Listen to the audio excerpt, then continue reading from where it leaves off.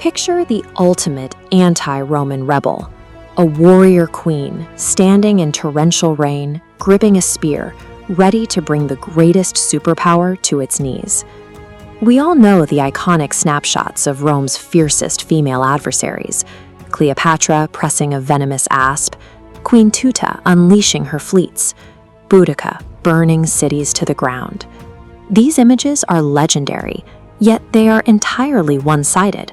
Not a single one of these women left behind a diary, a memoir, or a state record of their own.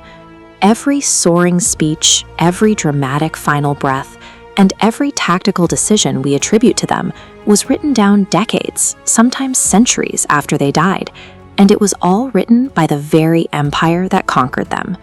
The men documenting these lives were not objective journalists. They were Roman senators, generals, and political insiders. Looking at these warrior queens means looking through a Roman lens. We have to consider that their stories might be less about biography and more about the specific political messages Rome wanted to its own citizens. Take Queen Teuta, who ruled the Illyrian kingdom around 229 BC. In Roman lore, she is the ultimate symbol of lawlessness. The Greek historian Polybius, writing on behalf of Rome, claims she actively sponsored piracy and proudly murdered Roman ambassadors out of sheer barbarian insolence. But looking at this map of the Adriatic, you can see the real friction point. Illyria sat directly across the sea from Italy's eastern coast, straddling highly lucrative shipping routes. The sudden threat of rogue Illyrian naval raids gave the Roman Senate the exact pretext they needed. They dispatched an army and quickly established a highly profitable protectorate across the water. Rome needed Teuta to be an agent of irrational, uncivilized chaos. Painting her as an unhinged pirate queen provided the moral cover required to justify their first major imperial expansion across the Adriatic. Fast forward to 30 BC, the Egyptian queen Cleopatra is dead, and the Roman public is entirely fixated on the theatrical story of her suicide by snakebite. The propaganda of the era insisted that she had maliciously seduced the Roman general Mark Antony. They claimed she stripped him of his virtue and corrupted his Roman sensibilities. The man pushing this narrative was Octavian, soon to be the Emperor Augustus. Octavian had a massive problem. He was in the middle of a brutal, protracted civil war against his fellow Romans. To avoid the terrible optics of slaughtering his own countrymen, Octavian's writers successfully shifted the public's attention away from Antony and entirely onto Cleopatra's gender and her foreignness. By styling her as the embodiment of dangerous Eastern decadence, Octavian could claim he wasn't purging his political rivals. He was heroically defending the virtuous republic from foreign temptation. 90 years later, in 61 AD, the Celtic queen Boudica led a massive revolt in Britain. The physical devastation was absolute.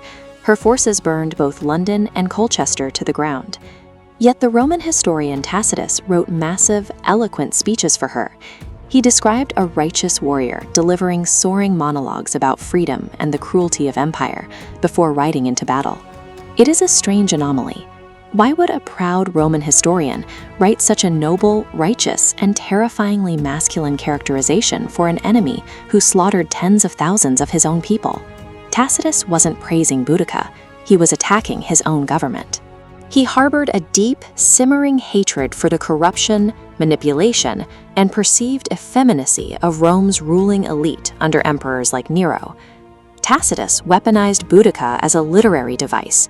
He used her fictionalized, rugged fury to shame Roman men, essentially telling them that a noble savage possessed more traditional Roman virtue than they did.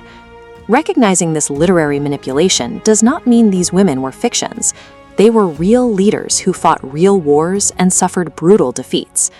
This row of ancient coins provides the tangible, non-literary evidence. The archaeological record proves their kingdoms existed, thrived, and minted their own currency long before Rome absorbed them. But the cinematic flourishes we attach to them, the exact phrasing of their battle speeches, the specific poisons they drank, and the scythed chariots they supposedly drove, are almost certainly Roman fabrications. The historian's pen granted Rome an influence that outlasted its legions. It gave the empire the power to hijack their enemies' identities in death, transforming them into characters in a permanent Roman morality play. It is a profound irony of history.